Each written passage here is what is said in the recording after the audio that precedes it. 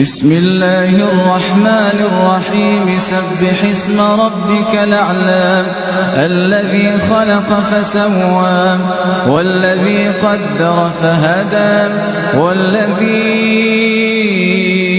أخرج المرعى فجعله غثاء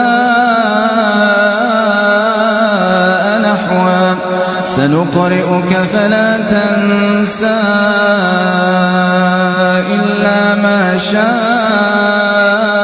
الله إنه يعلم الجهر وما يخفى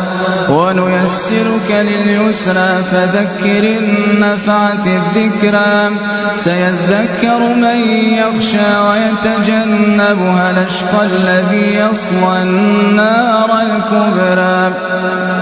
ثم لا يموت فيها ولا يحيا